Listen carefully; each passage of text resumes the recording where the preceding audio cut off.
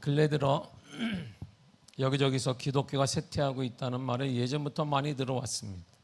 그러나 요즘 들어 더욱더는 기독교가 급속도로 쇠퇴하는 게 아닌가라는 걱정을 곳곳에서 합니다.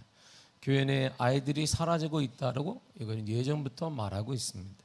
한국 교회가 걱정된다는 말을 여기저기서 교회 아니라 밖에서 사람들이 거침없이 그리고 조금도 거리낌 없이 말해주고 있습니다.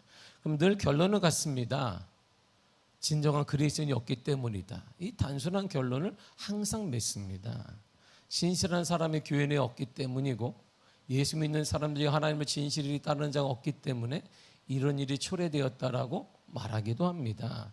신실한 목사가 없다, 신실한 성도가 없다, 신실한 믿음의 사람이 없다라고 사람들은 다 아는 것 같습니다. 삶의 모범이 되는 그리스도인이 없기 때문에 다시 말하면 예수님처럼 살아가는 사람이 없으니까 이렇게 교회가 힘들어지고 있다라고 누구나 말하고 있습니다. 이처럼 교회 내 문제나 교회 밖의 문제까지도 사람들이 이렇게 말합니다. 신실한 그리스도인이 없으니까 이들을 통해 교회도 변화되지 않고 이들이 살고 있는 사회, 직장, 일터, 정치 모든 면에서 변화가 일어나지 않는다라고 사람들은 쉽게 말하고 있습니다. 진실한 그리스도인의 부재, 신실한 그리스도인이 없는 것이 이 사회의 가장 큰 원인이다라고 말합니다. 근데 이것이 성경적인 진리이기도 하고 바른 판단일지도 모릅니다. 그렇다면 다음 질문을 이렇게 우리가 하면 되는 거예요. 그렇다면 어떤 사람이 진실한 그리스도인일까? 이런 거죠. 그럼 누가 진실한 그리스도인이지? 이렇게 우리가 질문을 하면 답에 좀 더 가까이 갈 수 있습니다.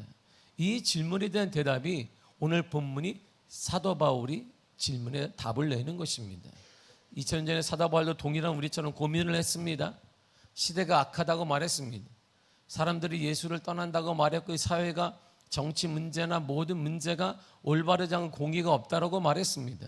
그렇다면 사도 바울도 동일하게 그 당시 그리스도인도 동일하게 생각했습니다. 이 모든 것들은 신실한 믿음의 사람이 없기 때문이야. 신실한 믿음의 사람이 없으니까 이들이 정치를 가든 이들이 직장에서 가든 거기가 변화될 수가 없는 것이지. 신실한 믿음의 사람이 없으니까 이들이 가정에 가도 가정이 변화되지 않는 거야. 그러면 어떻게 해야 되나? 진정한 그리스도인, 신실한 그리스도인은 어떤 사람인가? 여기에 대한 사도 바울의 대답이 오늘 본문에 기록을 해놨던 것입니다. 신실한 그리스도인, 아니 진짜 그리스도인, 가짜 말고 이제 정말 진짜 그리스도인은 누구일까요? 다시 말하게 되면 이들이 있으면 교회가 달라질 거예요. 이들이 있으면 침체는 물러갈 것이고 가정도 달라지고 사업도 달라지고 직장 모든 것이 달라질 거예요. 신실한 믿음의 사람이 있다면 자녀들의 미래도 달라질 것입니다. 신실한 믿음의 사람이 있다면 이 땅의 정치인도 달라질 거예요. 신실한 믿음이 있다면 경제도 달라질 거예요. 그렇다면 신실한 믿음의 사람이 누구이냐 이런 말이에요.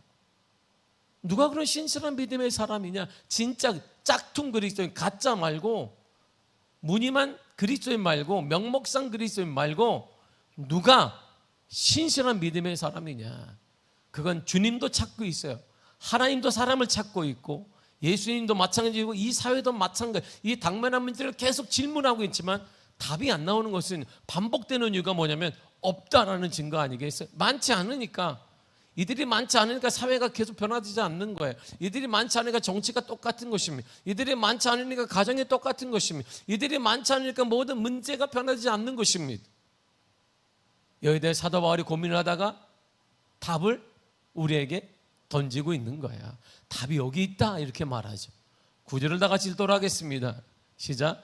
만일 너희 속에 하나님의 영이 거하시면 너희가 육신에 있지 아니하고 영에 있나니 누구든지 그리스도의 영이 없으면 그리스도의 사람이 아니라. 아멘.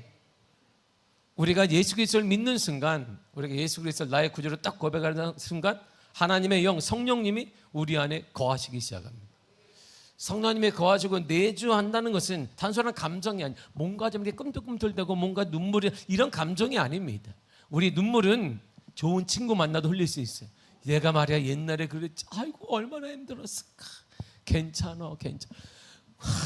그럴 수 있습니다. 단순한 감정이 아니에요. 우리 삶 속에 하나님의 능력과 생명이 나타나는 것을 임한다는 것을 말해주는 것입니다. 그리고 바로 그 성령이 함께하는 사람이 바로 그리스도인이다라고 말해주고 있는 것입니다. 반대로 성령이 함께하지 않는 사람, 그리스도인이 아니다라고 사도 바울은 단호하게 말해주고 있습니다. 우리가 함께 이 자리에 앉아있지만, 어쩌면 우리가 함께 하나님께 예배를 드리고 있지만, 말씀을 듣고 있지만, 우리 속에는 그리스도인이 있고 그리스도인인 줄 알고 착각하는 사람이 있을 수 있다, 이런 말이에요. 그리스도인인 줄 알고 착각 속에 우리가 10년을 신앙생활하고 20년 신앙생활하고 30년 40년 신앙생활하는데 생명력이 없고 능력이 없고 역사가 없는 것은 착각 속에 혹시 하고 있지 않는가를 유심히 나 자신을 관찰해야 돼. 거기에는 생명이 없습니다. 암만 우리가 열심히 뭘 한다고 생명력이 없어요. 자기 자랑밖에 되지 않는 거예요. 자기 의만 드러날 뿐이지 생명력이 없는 것입니다. 성경은 힘줘 확신 있게 말합니다. 그리스도의 영, 성령이 있는 자만이 그리스도의 사람, 그리스도인이다라고 말해주는 것이고, 바꿔 말하면 성령이 없는 사람은 그리스도인이 아니야. 이게 사도 바울의 답입니다. 우리가 착각할 수 있잖아요. 성령이 함께하고 있는지 함께하지 않는지, 성령이 함께하지 않음에도 함께하는 줄 알고 착각하며 예배 드릴 수 있습니다. 이 예배가 우리가 그럴 수 있어요. 한국의 많은 성도들 가운데 변화가 나타나지 않는데요, 캄캄한데요, 문제가 많은, 그럴 수 있죠. 그럴 수 있습니다. 한국교회 문제가 그럴 수 있습니다. 근데 더 중요한 것은 문제가 있는 게 중요한 거. 문제를 대하는 사람 중에 진정한 그리스도인인지 그리스도인인지 하고 착각하는 사람들이 많다는 거예요. 예배 없이 말이에요. 모든 교회 말이에요. 그래서 성령이 함께하는 자에게는 증거를 하나님 딱 주셨어요. 사도 바울이 말해요. 증거가 있어. 증거가 이게 무슨 증거인데 머리에 써놨나? 성령이 함께하는 사람. 그랬으면 좋겠는데 성령이 함께하는 사람은 여기다 증거를 안 주는 머릿속에 딱 아마 하나님이 주셨다고 생각을 해보세요. 성령이 함께하는 사람. 그러면 나머지는 어떻게 돼? 이거 안 받은 사람은 미워하고 시기하고 그럴까 봐 하나님이 이거 안 준 거야. 이렇게 이거다. 응? 그런데 증거가 분명히 있다는 거예요. 10절을 보겠습니다. 시작. 그리스도께서 너희 안에 계시면 몸은 죄로 말미암아 죽은 것이나 영은 의로 말미암아 살아있는 것이니라. 아멘. 그리스도가 우리 안에 있으면 주 예수 내 마음에 들어와 계시는 변하여 새 사람 되고. 그러니까 그리스도가 우리 안에 있으면 변화가 일어나는 거예요. 죄로 가득한 이 몸이 더 이상 활동하지 못해요. 죄가 활동하지 못하게 한다는 거예요. 시기와 여러 가지 이 죄들이 활동하지 못하게 꽉 묶는 거예요. 누가? 예수 그리스도가. 내가 해야지 아니에요. 나는 분명 내가 어떻게 살아야지. 안 돼요. 여러분 해봤잖아요.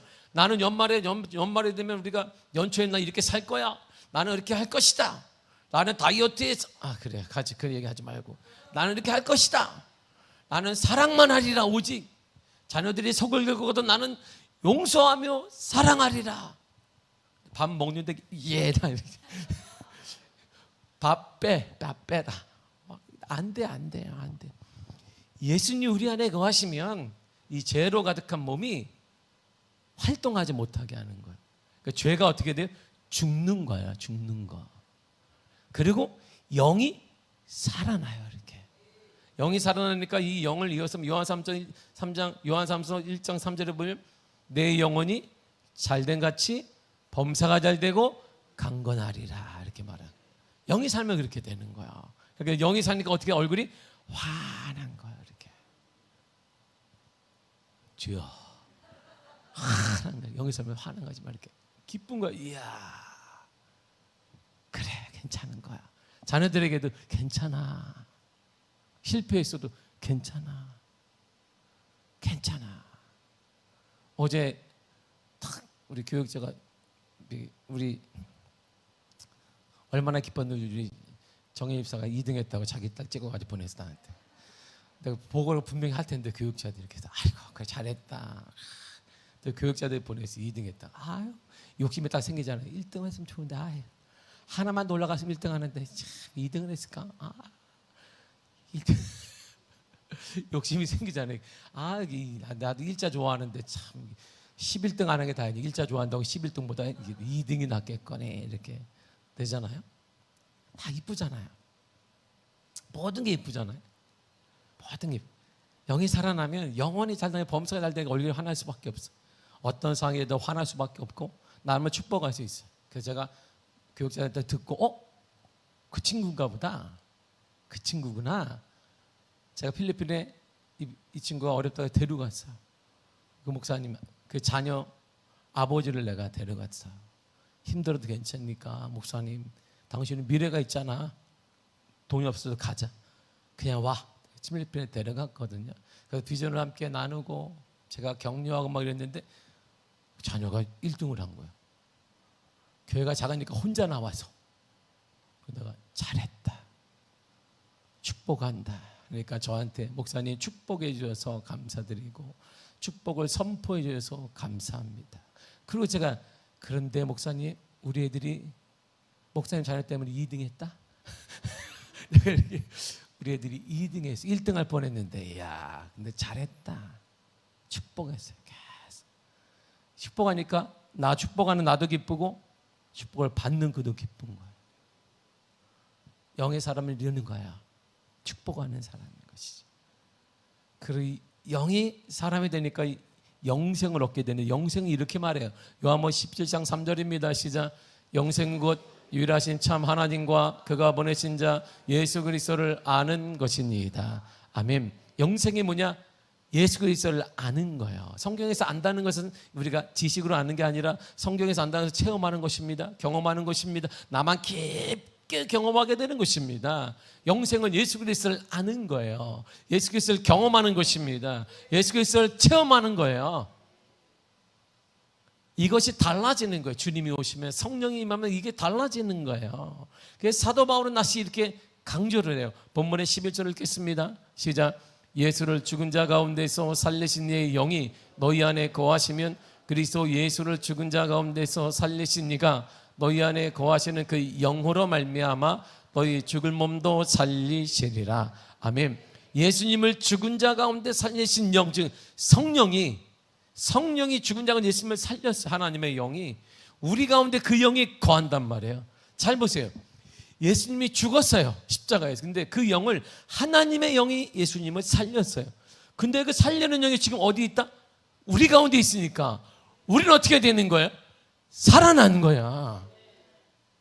이게 성령의 역사인 거예요. 이게 그 사람이 누구냐? 그리스도인이라고 하는 거예요. 그리스도인은 괜히 붙여진 게 아니란 말. 교회에서 예배드리는 자가 그리스도인이 아닌 거예요. 예수님이 죽었어요. 십자가에 의해서. 죽은 척한 게 아니라 완전히 죽었습니다. 창으로 찔러서 예수님이 죽었어요. 근데 그 불을 하나님의 영의 성령이 그분을 살렸어요. 근데 그 영이 누구냐? 그 성령이 지금 어디에? 우리 가운데 임했다 이런 말이에요. 그러니까 성령 우리를 어떻게 새롭게 만들고 부활의 소망을 주게 만들고 우리의 몸과 영혼도 살아나게 한다 이런 말이에요. 그러니까 성령의 사람은 살아나는 사람이라 이런 말이에요. 여러분의 가정에 가면 여러분들이 가정이 살아난다 이런 말이에요. 자녀들이 살아나게 되고 교회가 살아나게 된다 이런 말입니다. 그러니까 시대가 어려운 게 아니라 시대가 어려워서 어려운 것이 아니라 이 어려운 시대 속에 성령이 없는 게 힘들게 만드는 거예요. 아무리 시대가 어려워도 성령의 사람은 살아난단 말. 하나님의 길을 여시고 하나님의 역사를 경험하게 하시고 만남으로 알아가시고 인도하시며 축복하시며 부흥의 역사가 일어나게 되는 것입니다. 부흥의 역사가 일어나게 되는 것입니다. 그러므로 그리스도인 성령이 있는 자가 그리스도인이에요. 그래서 그리스도인은 새 생명을 갖고 있는 거예요. 새 생명. 환경이 지배할 수 없는 새 생명 말이에요. 새 생명을 가진 자, 이 새 생명을 가진 자는 이 땅의 것으로 일희일비가 하지 않습니다. 상황이나 환경에 따라 감정과 태도가 변하지 않습니다. 언제나 변하면 어떻게 가능한데요? 성령님이 함께 하시기 때문이에요. 성령님이 지도해 주시고 보호하시고 인도해 주시기 때문입니다. 그래서 요한복음 16장 10절 이렇게 말해주고 있습니다. 시작. 진리의 성령이 오시면 그가 너희를 모든 진리 가운데로 인도하시리니 망하지 않고 오직 들은 것을 말하며 장래일을 너희에게 알리시리라. 잘 보세요. 두 가지가 중요한데 성령이 오시면 인도하는데 보세요. 더 제가 색깔을 일부러 안 한 게 여러분들한테 퀴즈를 내려고. 중요한 단어가 뭐예요? 거기서 뭐예요? 자, 뭐예요? 빨리. 설교가 길어지는 수가 있어요. 빨리 뭐예요? 진리가 아니에요. 그 앞에 있는 단어 모든 진리. 길이 한 가지만 있는 게 아니다 이런 말이에요. 길이 열려지는 길이 한 가지만 있는 게 아니다. 예수 안에 길이 한 가지만 있는 게 아니다. 여리고성이 무너지는 것이 한 가지만 있는 것이 아니라 모든 진리 가운데 우리를 인도하는 거예요. 모든 진리로. 장래일을 알려주십니다. 우리의 일 지금 꽉 막혀 보이지만 길을 열어주실 것입니다. 홍해 앞에선 이스라엘 백성들의 길을 열어주셨듯이, 여리고성 앞에서 이스라엘 백성들에게 여리고성이 무너지게 길을 열어주셨듯이, 불치병으로 희망이 없는 나만 장군에게 하나님이 치유의 길을 열어주었듯이, 딸의 불치병으로 고민하며 눈물을 흘리고 있는 야이로의 가족에게 소망을 주었듯이, 예수님의 승천을 바라보며 이제 우리는 어떻게 해야 되는가? 어찌할 바를 모르는 제 아들에게 부활의 소망으로 교회의 부흥을 주셨듯이 성령님 우리의 앞날을 소망으로 열어주신다 이런 말이에요. 무엇으로? 소망으로 열어주십니다. 모든 진리로. 우리가 알 수 없는 진리가 하나밖에 없다면 주님을 모든 진리를 동원해서 우리의 앞날을 여시고 우리의 가정을 여시며 자녀들을 여시며 교회를 열어주신다 이런 말입니다. 그러므로 지금은 교회가 어려운 시기가 아닙니다. 이 어려운 시기 앞에 우리가 성령을 경험하지 못한 게 힘든 거예요. 성령을 경험하지 않으니까 힘든 것이지, 우리 하나님의 시대에 갇히거나 우리 하나님께서 시대에 갇힌 하나님 믿는다면 그분 우리가 왜 믿어야 되겠습니까? 창조주 하나님은 시대에 갇히지 않습니다. 창조하면 정치에 갇히지 않습니다. 그를 뚫고 그 이상으로 역사하시고 살아계시며 인도하시는 여호와 하나님이신 것이에요. 모든 것에는 안 들어가는 것이 없는 거예요. 다 포함되는 것입니다. 모든 문제가 포함되는 거예요. 모든 어려움, 모든 고난, 모든 눈물, 모든 아픔 다 포함되는 거예요. 근데 성령님이 이 모든 것들을 바른 길로 인도해 주십니다. 그리고 성령이 오시면 이런 일이 일어나요. 사도행전 1장 8절입니다. 시작. 오직 성령이 너에게 임하시면 너희가 권능을 받고 예루살렘과 온 유대와 사마리아와 땅끝까지 이르러 내 증인이 되리라 하시니라. 아멘. 요 말씀을 이게 오해하면 안 됩니다. 잘 보세요. 성령이 임하시면 뭐가 생겨요? 권능, 능력이 생기는 거예요. 능력. 자, 하늘의 능력이 생기거든요. 그런데 이 능력이란 왜 줬느냐가 중요한 거. 뭐 하라고 주님이 능력을 주냐면 제자들이 증인으로 사역을 하는데 필요하도록 능력을 주는 거예요. 그러니까 복음을 증거하는데 필요한 능력이라는 거예요. 이게 한정되어 있습니다. 다시 말하면 내가 복음을 전하는데 건강이 필요해요. 물질도 필요해요. 내가 복음을 전하는데 간증이 안 되니까 자녀들도 형통할 것 같아. 자녀들도 열어주셔야 돼요. 내가 복음을 전하는데 우리 가정에도 축복이 임해야 되겠습니다. 이거예요. 다시 말해 복음을 전하지 않는다면 그 능력은 의미가 없다 이런 말이에요. 복음을 전하지 않는 것에 그 능력은 임할 수가 없는 거예요. 드러나지 않습니다. 전할 때, 전도할 때 성령이 주신 능력이 나타난다 이런 말이에요. 그러므로 필요한 물질과 건강과 자녀와 축복이 열림을 바란다면 우리가 먼저 해야 될 일이 뭐냐면 복음을 전해야 된다 이런 말이에요. 복음을 전하고 전도해야 되는 것입니다. 이것이 능력 있는 삶을 위한 비결인 것이에요. 그 성령님은 하나님의 선물이에요. 그 성령님은 지금 우리 안에 거하고 계십니다. 성령님은 단순히 우리 곁에 계시는 것이 아닙니다. 우리 안에 거하시면서 일을 하는 거야 이렇게 막. 그래서 성령의 9가지 열매도 있듯이 막 일을 하고 열매를 맺게 하세요. 성령님이 우리 마음에 계실 때 우리는 예수 그리스도를 주님으로 고백하게 돼요. 하나님의 자녀의 새로운 삶을 시작할 수 있는 힘을 얻습니다. 갈라디아 4장 6절을 보겠습니다. 시작. 내가 아들임으로 하나님이 그 아들의 영을 우리 마음 가운데 보내사 아빠 아버지라 부르게 하셨느니라. 아멘. 내가 하나님의 아들 즉 그리스도인에게는 성령을 부어주신다 이란 말이야. 그리스도인은 부어주세요. 그래서 하나님 어떻게 부르냐? 친밀하게 부르는 거야. 어린아이가 아빠라고 부르듯이 친밀하게 부르는 거야. 내가 이 동네 이 집에 사는데 저 집 가가지고 아저씨한테 아빠라고 하면 이 사람 어떻게 돼? 얘를 아이고 상태가 안 좋구나 이렇게 얘기하는 것이지. 이렇게 얘기하는 거야. 근데 자기 집에 있는 늘상 만나는 분인데 아빠 그러면요 그래 이렇게 하는 거예요. 근데 지나가는 아저씨한테 아빠 막 그러면 어머나 그 엄마를 찾아가 상담을 해야 돼. 얘가요 심각한 이 당신의 자녀가 문제가 있는 것 같습니다. 이렇게 얘기를 해주는 것이죠. 우리 막내가 이제 엊그제 저한테 개인 카톡을 보낼 때는 중요한 일이 있는 거야. 아빠, 어머, 뭔가 또 아빠 나를 부르는구나. 가족 박특파한다 했는데 개인한테 아빠 그러면 어머나 또 무슨 일일까? 그래서 그러니까 아빠 내가 방학이 돼서 학교에서 어디를 가야 돼서 비행기를 타려고 하는데 짐이 초과됐어요. 언니한테 얘기를 할까 하더니 언니는 나한테 정신을 못 차린다고 무게를 똑바로 앉으면 욕을 할 것 같아. 그런데 아빠 카드로 계산해야 되겠어. 되겠지가 아니야.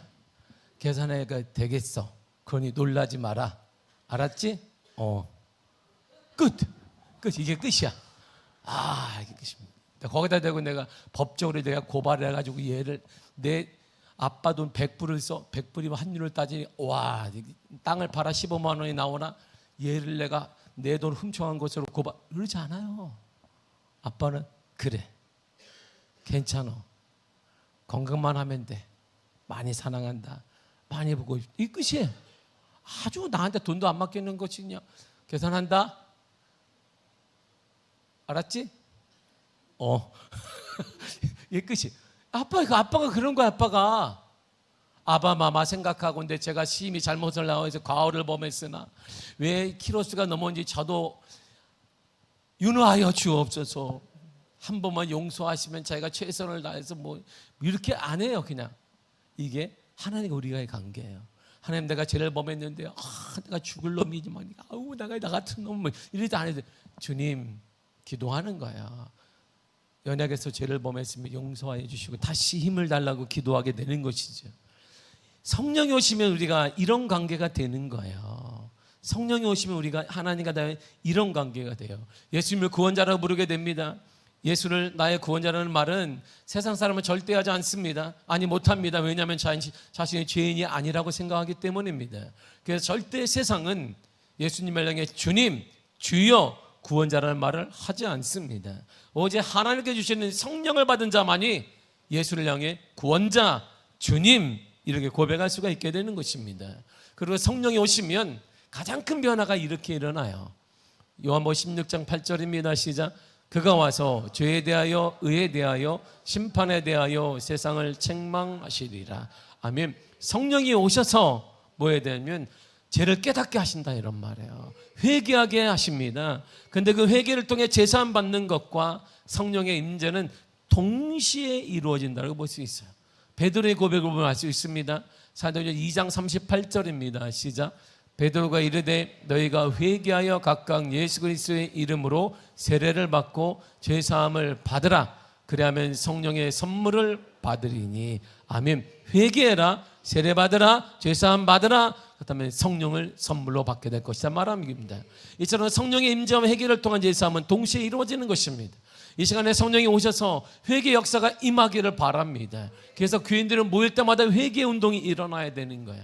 우리 가운데 회개 운동이 쩔쩔 일어나 다시 회복되는 역사가 임하기를 축복합니다.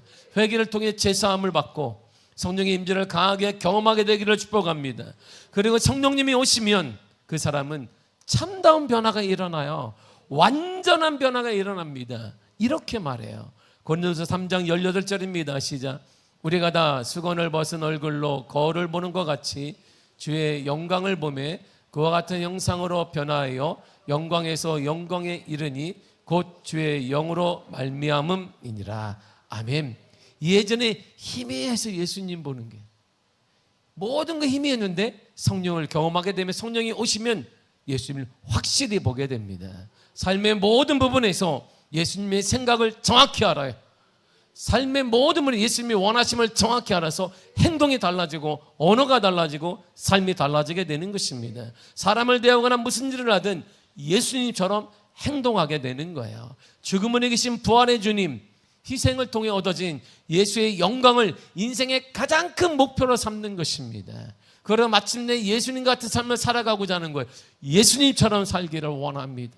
예수님처럼 살기를 원합니다. 그래서 예수님처럼 바울처럼 그렇게 살 수 없을까, 이런 찬양이 있는 것이에요. 예수님께서 죽음의 한계를 이기셨다면 나도 이길 수 있다는 믿음과 확신에 도전하게 되는 것입니다. 예수님께서는 사람들에게 인기맨이 아니었어요. 늘상 가는 곳마다 비웃음과 조롱과 박해를 받으셨습니다. 그렇다면 나 또한 그리스도인으로 세상의 박해와 어려움에 대해 흔들리거나 의기소침할 필요가 없습니다. 제대로 믿고 있는 거예요. 정말 여러분들이 예수를 따라간다면 제대로 믿고 있는 것입니다. 우리의 문제는 지금 세상의 인기맨이 되려고 하는 게 문제예요. 예수님은 세상의 인기맨이 아니라 하늘나라의 인기를 먹은 분이었습니다.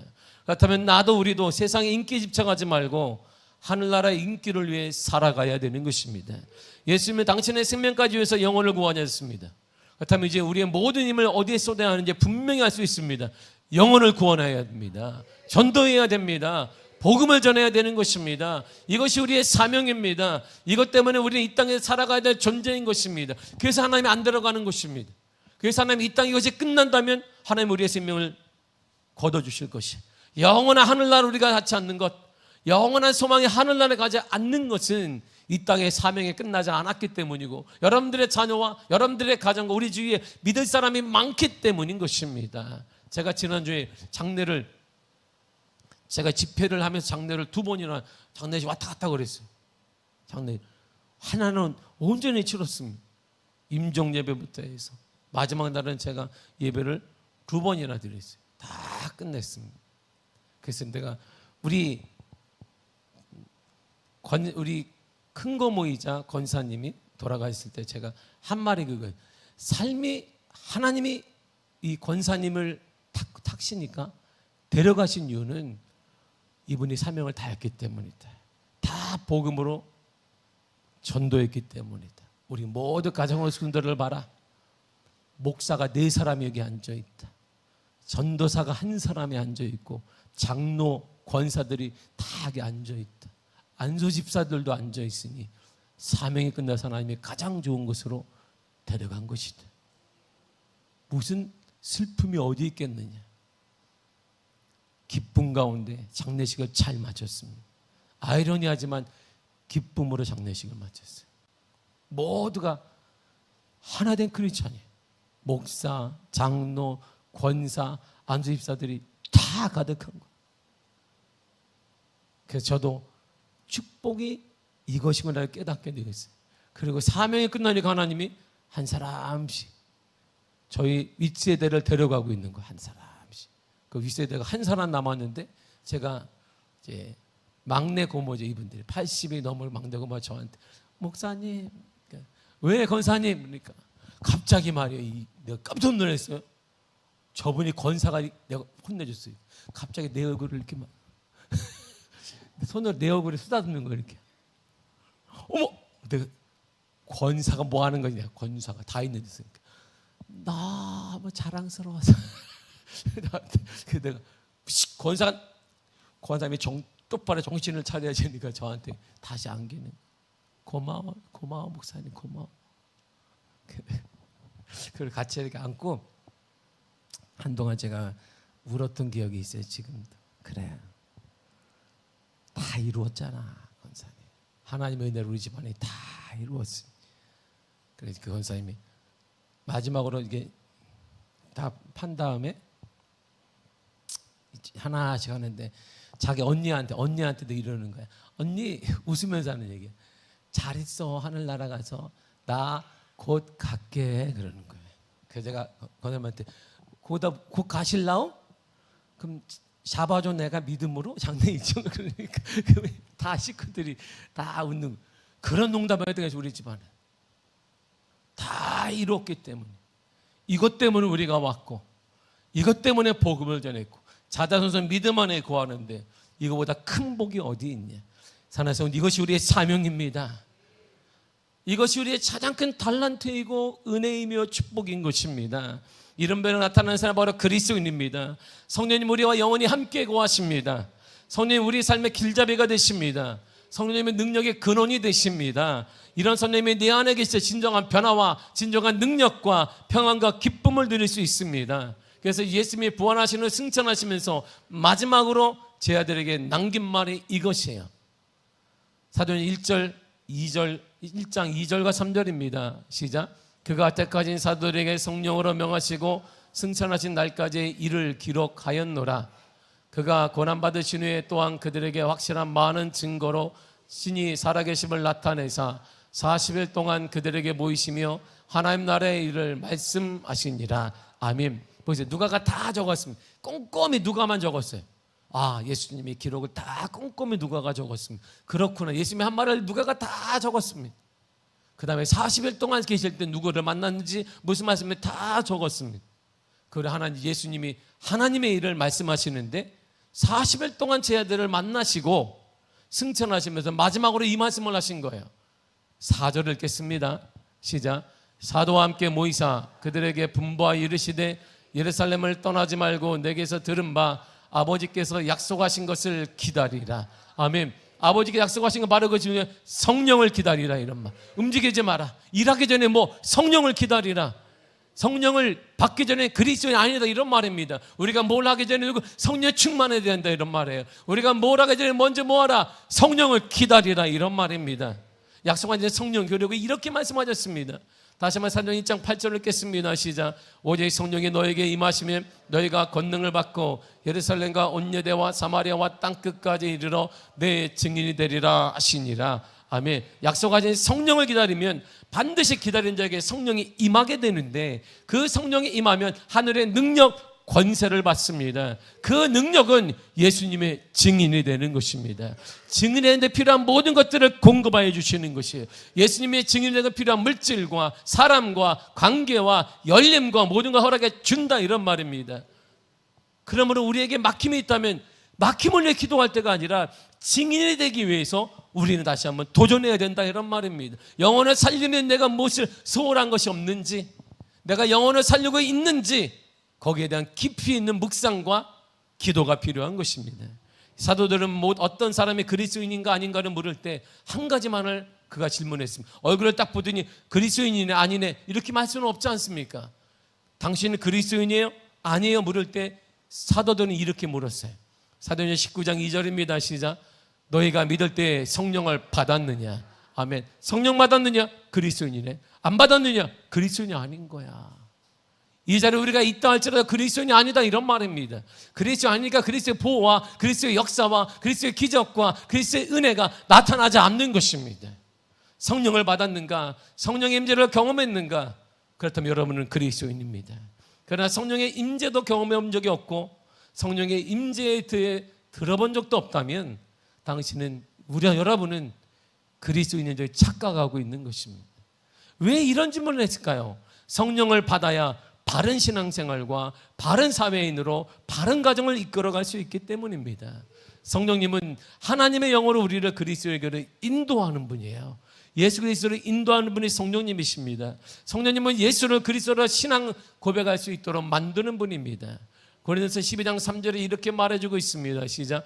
성령으로 아니하고는 누구든지 예수를 주시라 할 수 없느니라. 아멘. 성령이 아니고는 예수님을 구원자라고 말할 수 없어요. 문제 가운데 있을 때 주님이 건져 주실 것입니다. 예수 그리스도가 건져 주실 것입니다. 이렇게 선포할 수 있는 것은 내 안에 성령이 계시기 때문이에요. 내 안에 성령이 계시기 때문인 것입니다. 성령이 우리를 끝까지 보호해 주십니다. 초대기 현실을 보세요. 지금과 초대기는 2000년에 유사합니다. 복음을 전하기가 쉽지 않았던 시대였다는 거예요. 지금도 복음을 전도하기가 쉽지 않습니다. 초대교회에서 한번 잘못 전했다간 감옥에 가, 지금은 감옥은 가지 않지만 사람들이 냉대합니다. 바보 아니야? 이 시간에 이 시대에도 복음을 전하고 그렇게 말할 정도로 냉소적입니다. 전도하기가 쉽지 않습니다. 그러나 이런 어려운 시대 속에서도 초대교회가 크게 부흥했습니다. 어떻게 부흥했을까요? 성령의 임재를 경험한 거예요. 성령 체험을 하면 변화가 일어나고 한계를 깰 수가 있습니다. 여러분의 직장과 여러분의 사업과 우리 교회와 이 땅의 한계는 성령을 통해서 지금도 깨질 수 있다, 이런 말이에요. 성령의 역사하시면 가능하다, 이런 말입니다. 이제 성령의 임재를 경험하되 이렇게 경험해야 됩니다. 에베소 5장 18절입니다. 시작. 술 취하지 말라. 이는 방탕한 것이니 오직 성령으로 충만함을 받으라. 아멘. 예수님이 명령하셨어요. 명령입니다. 하나를 명령하셨습니다. 성령으로 충만함을 받으라, 이런 말이에요. 성령으로 잠기란 말입니다. 기껏 발만 씻는 것이 아니라 꽉 잠기, 샤워기를 목욕하는 것이 아니라 쑥 들어가는 거예요. 이렇게 꽉 잠기도록 성령에 푹 잠겨야 됩니다. 기도를 통해, 우리의 모임을 통해, 찬양을 통해 성령으로 여러분 제안하는 옆 사람 볼 것이 아니라 그냥 깊이 성령의 충만함을 경험해야 돼요. 그래 여러분들의 가정이 변화됩니다. 이 시대도 교회가 부흥되겠습니까? 부흥될 수 있습니다. 한국교회는 미아교회는 부흥할 것입니다. 여러분의 가정 회복될 것입니다. 자녀들에게는 열리게 될 것입니다. 왜? 성령을 통해서 가능하기 때문인 것이에요. 푹 잠겨야 돼요. 팔만 담궈지면 적당히 신앙생활을 하지 말고 깊이 있게 담궈지면 구원의 확신을 얻게 되고 새 사람이 되어지며 어려움과 고난과 침체를 이겨내야 되고 그를 통해 변화의 역사가, 복음의 역사가 나타나게 되는 것입니다. 시대가 어렵습니까? 이것이 성령을 깊이 경험한 자가 드러낼 기회가 온 것입니다. 교회가 어렵습니까? 이때가 바로 미아교회를 통해 지금도 부흥하고 있다는 사실을 모든 교회에 도전 줄 수 있는 하나님의 기회를 우리 미아교회에 허락하여 주신 것입니다.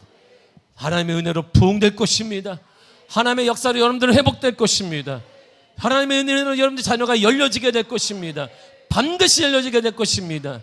그 믿음을 가지고 성령을 깊이 찬송과 기도하는 가운데 깊이 경험하는 역사가 나타나기를 바라고, 기존에 살아온 틀이 깨어져 하나님의 은혜를 간증하는 역사가 나타날 줄 믿습니다.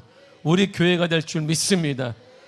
바라건대 늘 지금도 기도하면 우리 교회에 불같은 간증의 역사가 일어나게 될 것입니다. 일어나게 될 것이고 한국교회를 살리는 역사가 미아교회를 통해 반드시 일어날 줄 믿습니다. 기도하겠습니다.